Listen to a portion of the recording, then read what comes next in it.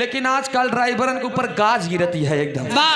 बतावा तनी गलती बेचारे 10 साल कटबो करें 7 लाख देबो करें, लेकिन जब स्टीयरिंग पकड़ है चंचल भैया तब भाई कहीं है ए माई ए माई ए माई इसमें मीट डालिएगा भैया। जैसे हम चढ़त बानी वैसे 2 मिनट में उतर जाए। 2 मिनट में कैसे उतर जाए? नौसिखिया ड्राइवर। ठीक ठीक यार, वो हम सोचे थे 2 मिनट में तो कहीं स्टेरिंग संभारत न लागे और 2 मिनट में बस चढ़ी उतर जाए। छुच्छे फायरिंग तो ना करी यार, कौनो बात नहीं, लेकिन ध्यान दा।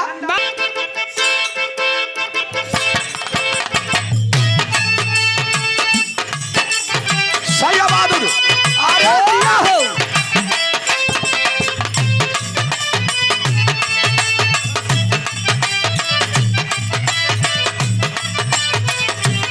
बहुत अच्छे।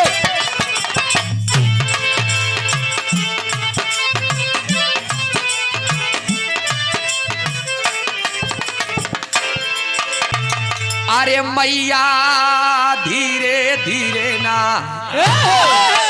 हे जननी धीरे धीरे ना तरथिया का मोरी भवानी धीरे धीरे ना रथिया का मोरी भवानी धीरे धीरे ना रथिया।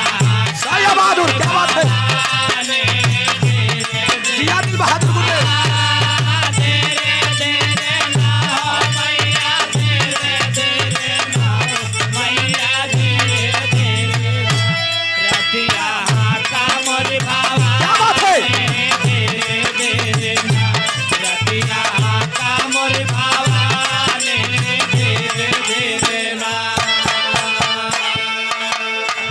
और ये शुरुआत बक्का से कहे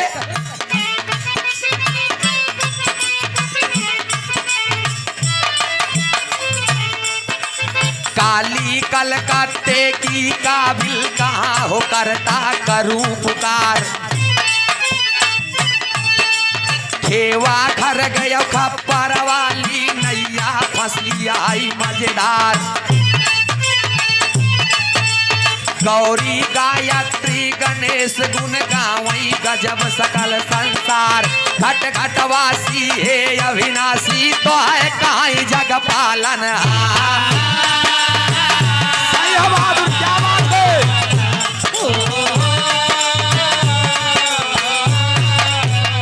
तो चंचल चला चंद्रिका मैया, चंचल चला चंद्रिका मैया, चंचल चला चंद्रिका मैया, चंचल चला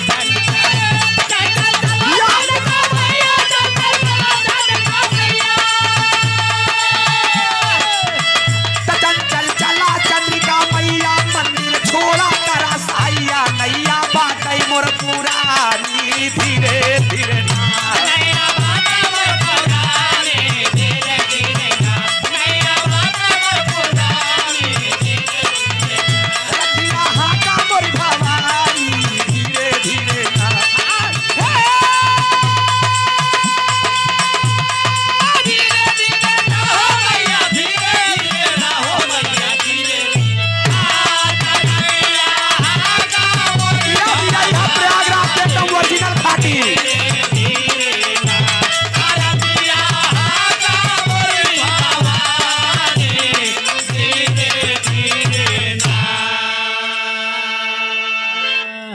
केवल एक देवी देवता के पूजा करा था, वंदना में एक कई माई के पूजा आई, लेकिन ई लाइन में तमाम देवी देवता के नाम आई। रोज जा पे कहानी रुकी, अब जा से शुरू हुआ कैसे।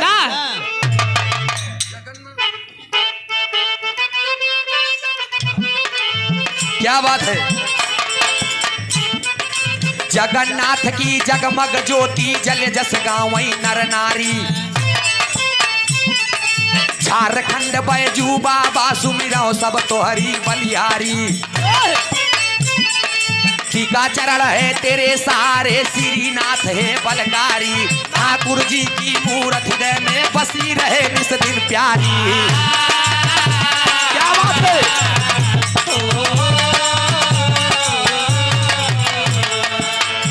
डमरू बाजाई छुटाई पटाखा डमरू बाजाई छुटाई पटाखा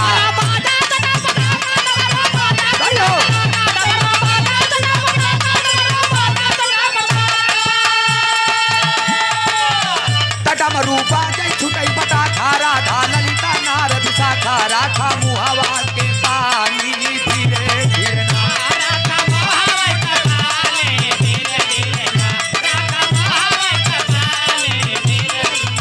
करतिया हाथा मोरी भवानी धीरे धीरे ना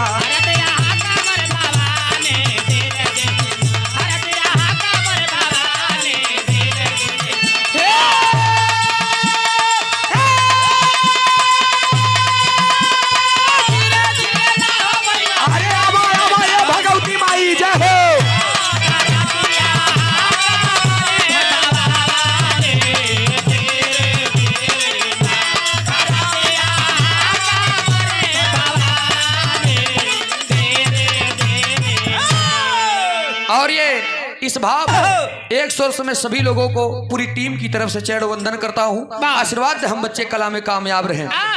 दस डमरू बाजाई छुटाई पटाखा राधा ललिता नार विशाखा राखा मुहवा के पानी धीरे धीरे कहाँ से आएगा मास्टर साहब तनी उठाए क्या बताओ।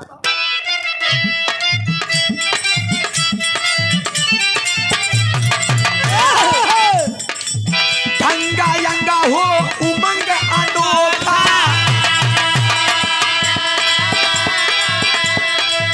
गाने की कुछ दे दोरी तेरी स्तुति करते करते कछुक समय गयो मोहे भी